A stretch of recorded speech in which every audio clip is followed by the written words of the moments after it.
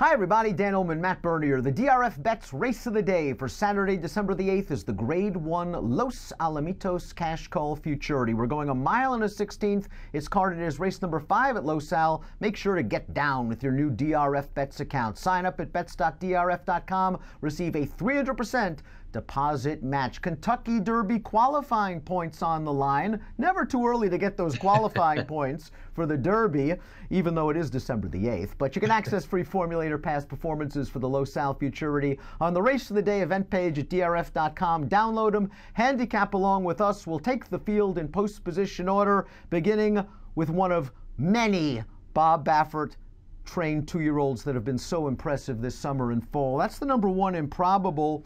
Undefeated from 2 lifetime starts. He just spread eagled the field last time out, going a 1-turn mile at Churchill Downs. Something tells me, though, that wasn't a great bunch he beat. I mean, I don't think it really was. The third place finisher came back and earned a 69, but the way that they have discussed this horse as if he is the next big horse, you know, we've heard all the stories that he's in the same stall that American Pharoah and Arrowgate and Justify. So, I mean, clearly they think highly of this horse. They're not going to put a bum in there. But at the same time, I kind of look at it and say, you know what? I think he's still a little bit on the green side. I don't think he really appreciates being in behind any kind of kickback. Now, perhaps he won't have to deal with that. Maybe Drayden Van Dyke will just be on a send mission from the inside. But look, I'm not going to be surprised at all if he wins this race. He's the horse to beat in here. I just think he's going to get bet off the board. I think he's going to be 2-5, 3-5 when it's all said and done. And you know what? I don't need that. 6-5 on the morning line. I can certainly understand not taking a horse doing something for the first time. Stretching out around 2 turns, going a mile and a 16th. Timeform US believes he is going to be forwardly placed and actually out there on the slight lead. I don't think that's going to happen. I think the Florent Giroux is sending savagery. I know the blinkers are coming off, but this horse is stretching out from 7 to a mile and a 16th, and I don't think they want to be in chase mode with that horse. Also, Mucho Gusto, the 6 on the far outside under Joe Talamo, stretching out with sprint speed, has never been headed. I think those two are going. I think Mucho Gusto eventually gets the lead. I think Savagery sits off as he did in the Bob Hope. I think Improbable is trying to get off the rail, sitting in 3rd. Yeah, no, I agree with you. That's kind of how I'm envisioning it. Savagery, they send him. I don't like his chances of stretching out. I feel like he is much more of a sprinter. I understand he hung around to finish 2nd in that Bob Hope, but I just thought he was going up and down at the end of that race, and there was no passing that happened in that race either. And again, really, my question with Improbable is, you know, in each of those 2 starts, he's not the cleanest out of the gate. He's a little bit on the sluggish side, and he needs to be pushed along a little bit. I think he's still learning. I think there's plenty of room for him to improve. What happens now, 2 turns, getting kicked back early on, how is Drayden going to extricate him from the inside? Savagery's only win came in a 62,500 maiden claimer, but he has run well in 2 subsequent stakes outings, including the aforementioned runner-up effort behind Mucho Gusto. But as you said, kind of had every chance in that race turning into the stretch. Mucho Gusto is too much horse for him. Maybe the removal of the blinkers will allow him to relax a little more in the early stages of the race, but there are a lot of question marks, distance and class. I think the only way he can win is if they go, and even having said that, I don't like his chances. Again, that Bob Hope, there was no passing that went on. I think you need to factor that in when you look at that race. The number 3, Dueling, was actually an odds-on favorite over Game Winner, who was going to be champion 2-year-old of 2018. That was way back on August the 18th. Dueling was no match for Game Winner that day. He successfully stretched out to win, and I was surprised they put blinkers on for the Breeders' Cup Juvenile, and Dueling just really didn't fire that day.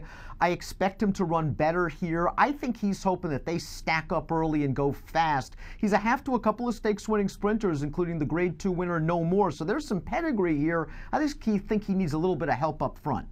I spoke about it in my preview pod that the idea on the far turn in that Juvenile, it looked like he was going to run and he was going to be a threat to at least hit the board.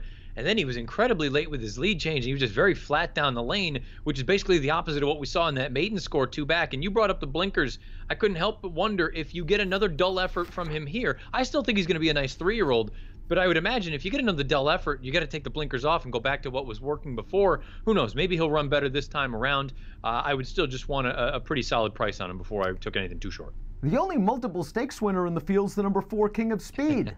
The problem is that both of those stakes wins came on the turf. His dirt races, they were the first 2 races of his career, but he's going to have to improve by leaps and bounds. The good news is Jeff Bondy does well recently, moving from turf to dirt. Over the past year, 40% winners, a 316 ROI. This horse, I think, might be in a different area code in the early portion of this race. He's going to be far back, and he's going to hope that this pace comes back to him, and I can't wait to get him back on the turf at Santa Anita.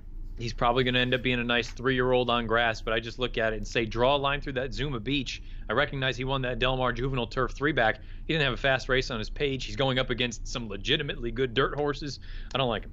Let's talk a little bit about Extra Hope, who just exploded to win at 1 1/16, 2 starts back for Dick Mandela. They shortened him up in distance for the Bob Hope last time out, and he ran okay. I just think he's better around 2 turns. He gets that stamina from his broodmare sire, 2-time Breeders' Cup Classic winner Tisnow, and it's not like he's some plotter. I think he'll probably be sitting in mid-pack, and I'm sure when Improbable makes his move, Extra Hope's not going to be too far behind. I really liked his effort 2 starts back. That was first time with blinkers, and he absolutely romped. He won by 2.5 miles compared to the rest of that field. Now, maybe that field wasn't very good, but I also liked the turn back to the Bob Hope, and we'll find out Saturday if I'm just reading that race entirely wrong. It was a merry-go-round of all merry-go-rounds. There was no ground being made up. All the horses that were 1, 2, 3 throughout, they stayed 1, 2, 3, and I thought Extra Hope, he tried. He kept going on with it. Now getting back out to 2 turns, I think it works better for him than some of these other runners, and I'm just hopeful that that run 2 starts back, that wasn't an optical illusion. I thought he looked really good that day. Mucho Gusto completes the field. This is the other Baffert, and that's sort of the rule in Southern California. You bet the other Baffert, they win. $625,000 2-year-old in training purchase, never headed from 2 lifetime starts, led that merry-go-round from start to finish in the Bob Hope last time out, and the big question is, can he get the distance? Timeform US really liked his effort last time out from a raw speed figure standpoint, and if he somehow can get away from savagery, it's not out of the realm of possibility he can wire this field. He's also got something going for him that no one else in this field does, and that's a win over the Los Alamitos track, which again, we've talked about ad nauseum, that it's a little bit of a quirky surface. One thing I would throw out there with a horse like, and basically this goes for Mucho Gusto and Improbable. Past 5 years, 2-year-olds graded stakes races at Los Al. Baffert is 5 for 13, 9 in the money. The wins were at 1-2, 3-5, 2-5, 3-5, and 1-5. The horses that were above odds on, they were nowhere. They were 0 for 7. So you're looking at probably above odds on for Mucho Gusto. You're looking at probably odds on for Improbable. Do with that what you will. I think Mucho Gusto is good. I do wonder down the road if he ends up being more of a sprinter. So we take a look at our top picks for the Grade 1 Los Alamitos Futurity. I hate to chalk out, but I think Improbable is the most likely winner of the race. It'll be interesting to see how he handles the 2 turns and if he can take another forward move. I'm going 1, 2, 6, and 5. You like Extra Hope. I know you were super impressed with that race 2 starts back. You mentioned it. And I think getting back out to his comfort zone around 2 turns might be exactly what the doctor ordered. Yeah, I'm going 5-1 in here. I think the 2 turns are really going to be to his benefit. I liked everything about that run 2 starts back. The difficult thing is, I made him 4-1 on my value line.